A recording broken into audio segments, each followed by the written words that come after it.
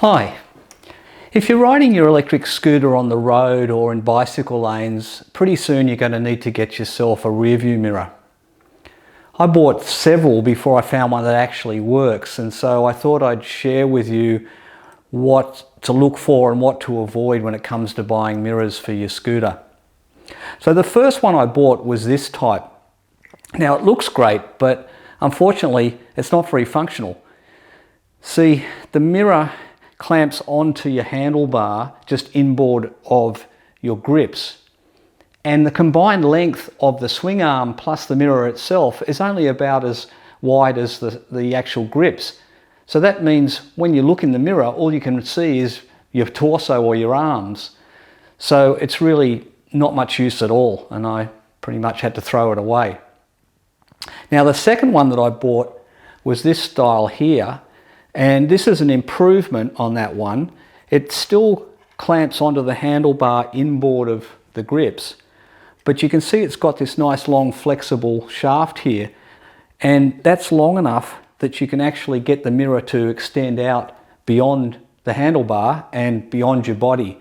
So you can actually see behind you when you're riding with this type of mirror. The other thing I like about it is that it's a convex mirror, and it's also got a built-in gimbal, so you can easily adjust it up and down, side to side, to get the perfect view.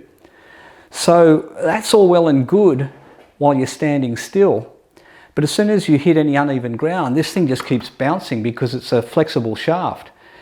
And at best, when you look in it, you'll get some vague idea of what's behind you, but more likely, as you're riding and you keep looking into the mirror, you're going to get seasick. So yep, good in principle, but doesn't work very well. And so finally, I settled on this mirror, and I actually bought two of these because they're so good. It doesn't look like much, it's only quite small, but it's convex, so it does give you quite a wide field of view. And it's really easy to install. It only takes seconds to install it. It just slips into the end of your handlebar this is a 22mm handlebar on a 010X. You slip that in the end of the bar there, and then inside there's a screw that you just screw up with the hex key and just get that tight into the handlebar. Just adjust it a bit before you tighten up fully. And you can either have that, like I've got it here above the bar, or some people like to have them hanging down under the bar like so. I find it's better up above because it's just that little bit closer to your eye, and you get a wider field of view when it's up the closer it is to your eye. So you tighten that up, and that's pretty much installed. And then you've got this other screw here. It's a ball joint, so it's a different size hex key to adjust it. This is a ball joint, so if I loosen that off, I can tip this mirror up and down, and I can swivel it. So I can get it to the perfect angle just by adjusting that. So what I do with this is, when you first install it, just tighten that not too tight so that there's easy movement there, and take it out on a ride, get it adjusted to where you want it. I took the hex key with me in my pocket, and then when you get it dialed into exactly where you want it, then you can tighten it up a bit more so that it doesn't keep moving. The one caution I would give on this is that you shouldn't over tighten that. If you do, well, obviously if you really over tighten it, it could crack the plastic. But even before then, if you've got that really tight, because your mirrors are now the furthest outside of the scooter, they're the first thing that you're going to hit if you try to get through a narrow space. So if you're trying to get down a narrow laneway or through a doorway, you're going to catch this mirror from time to time. I've already done it several times. And if that is too tight, there's a risk that this mirror will actually snap off.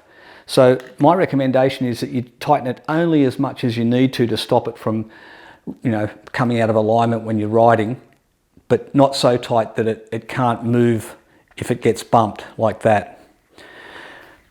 So that's what I recommend. As I say, I bought one for each side, and I've got fantastic visibility behind me now, and it just makes you feel a lot safer, especially when you're on roads and there are other vehicles that are moving as fast or faster than you, or cycles, bicycles. It just gives you that extra degree of safety when you know what's coming up behind you in case you're deciding to change lanes or move position within a lane. So I highly recommend these. I'll put a link to where I bought them on the description section. And I hope this video has been useful to you. And please feel free to leave any comments and subscribe to my channel if you want like more of this content. And as always, thanks for watching.